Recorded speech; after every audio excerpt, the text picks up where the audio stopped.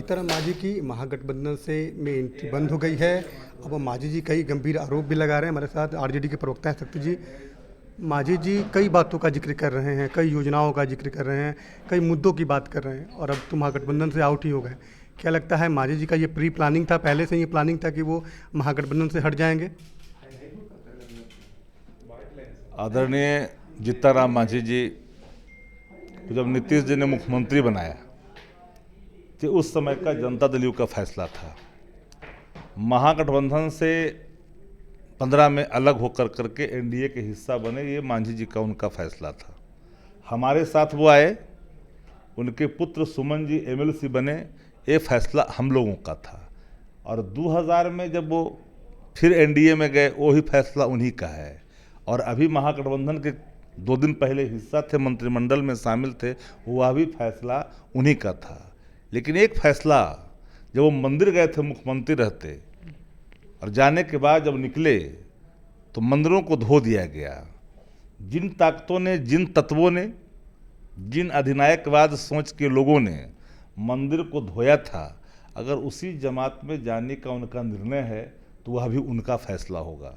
हम इतना ही जानते हैं कि जीतन राम मांझी जी नेता हैं और हम उनका सम्मान करते हैं, लेकिन सम्मान का ऐसा ही नहीं, मूल्यों का अगर ह्रास हो हमारे निर्णय से तो व्यक्तिगत जीवन में एक सवाल खड़ा होता है। और मैं इस बात का पक्षकार सदैव रहा हूं कि निर्णय कम से कम मूल्यों को ह्रास न करे। अगर मूल्यों को ह्रास कर दे तो वो निर्णय नहीं होता। व्यक्तिगत लाभ के लिए व्यक्तिगत फैसले मांझी ने लिए हैं।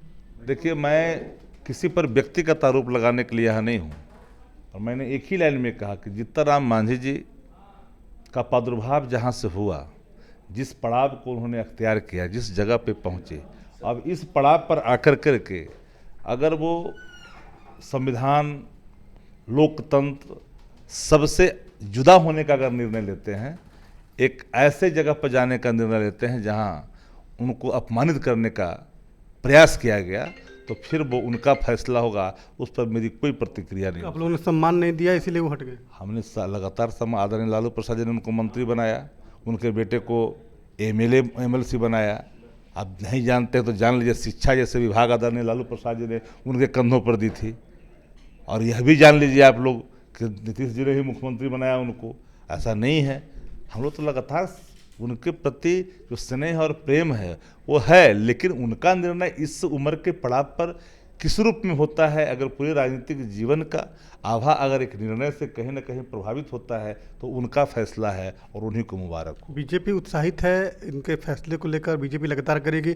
23 को बैठक होनी थी, उससे पहले ही जो है महागठबंधन में टूट। आप लोग पत्रकारिता में इतना दिन से हैं, जिन पार्टियों को हम लोगों ने आमंत्रण दिया है उसमें से किसी के पार्ट है क्या? जरा बता दीजिए आप लोग। इसलिए मांझी की नाराजगी भी बताते रहे, जरा बता दीजिए। नंबर 1 और नंबर 2, 15 में जिन लोगों का आप नाम ले रहे हैं, 15 में कहीं कोई थे जी महागठबंधन में चुनाव लड़े थे? तब जब वो अर्श पे थे तो उनका ये हसर हुआ। अब तो वो फर्श पे आ गए हैं जी, अब क्या लड़ना है जी? दुकान बंद हो जाएगी, कहीं कोई जगह है जाने का? इधर उधर कहाँ पड़े हुए चक्कर में सब। कोई असर नहीं पड़ेगा महागठबंधन। हमने असर का सवाल नहीं कहा, हमने कहा कि उनके स्वयं के निर्णय अगर उनके स्वयं पे असर डाल दे तो दुर्भाग्यपूर्ण है ना। बिल्कुल, जिस तरह मांझी जी महागठबंधन के पार्ट नहीं हैं और वैसी स्थिति में 23 को जो विपक्षी दलों की बैठक होनी है, उस बैठक से पहले ही जिस तरह से मांझी जी ने महागठबंधन को टाटा बाय बाय कर दिया है, अब देखना होगा कि आने वाले बैठक होगी उसके बाद क्या कुछ असर पड़ेगा। उनीश कुमार कश्यप।